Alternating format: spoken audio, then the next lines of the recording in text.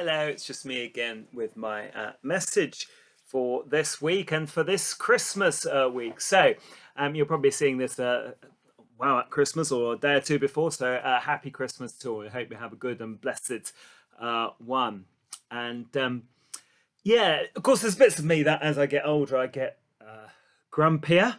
I don't know if it's me being more grumpy, but are the Christmas adverts for supermarkets this year were worse than ever?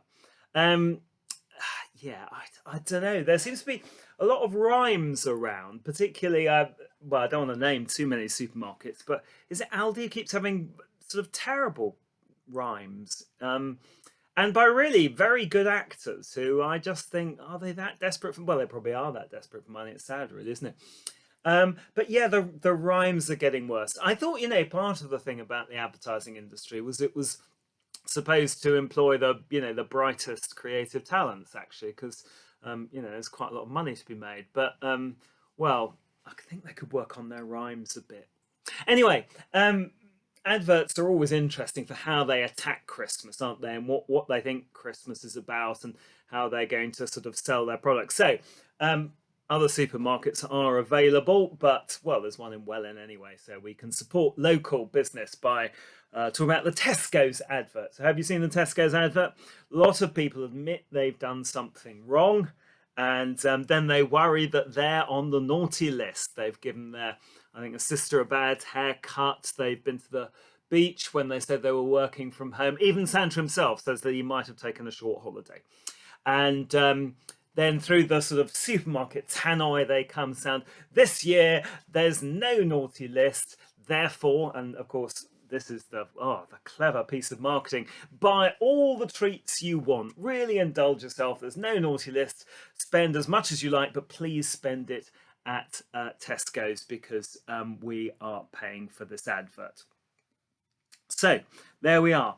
There is no naughty list. Therefore, indulge yourself.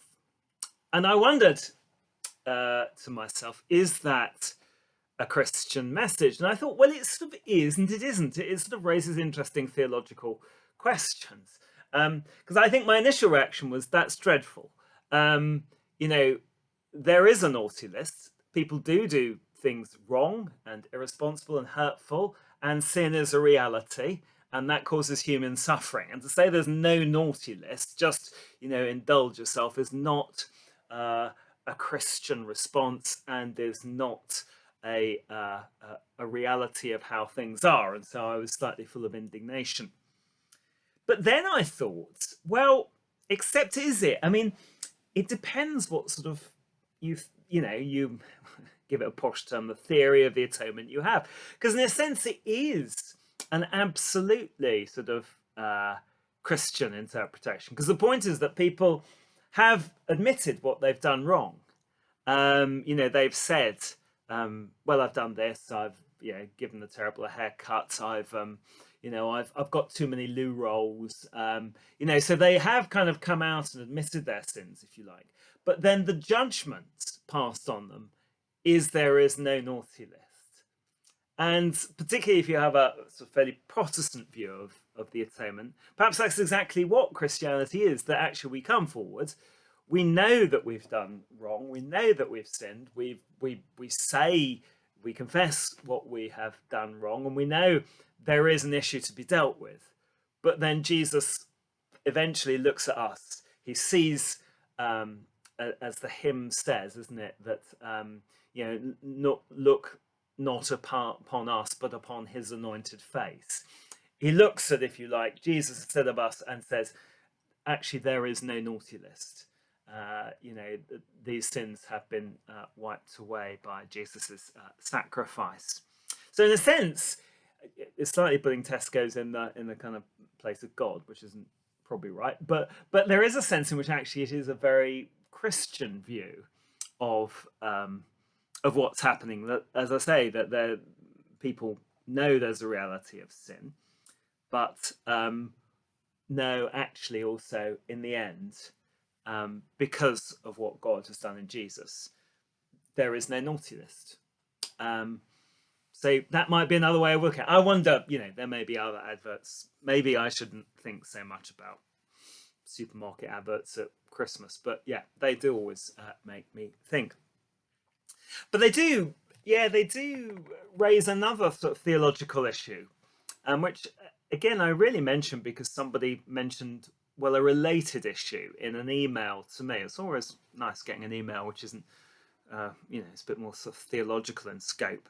And one of the questions that theologians have argued out, and there's good people on both sides, is if we hadn't fallen, if there wasn't sin, if there hadn't been that sort of initial, fall and then the sort of continuity of human sin, would Jesus have still come? Would God still have become in Jesus Christ? Or does Jesus only come, as God incarnate because humanity has fallen, it's gone wrong, and it needs to be put right? It's the solution to a problem. And both sides, as I say, have good names on their side. So, we've got Anselm, Aquinas, and Augustine who say no, that actually the reason Jesus comes is to put something right. There is a problem that needs solving. Jesus is the solution to that problem of humans. And there is a naughty list, and it needs to be wiped clean.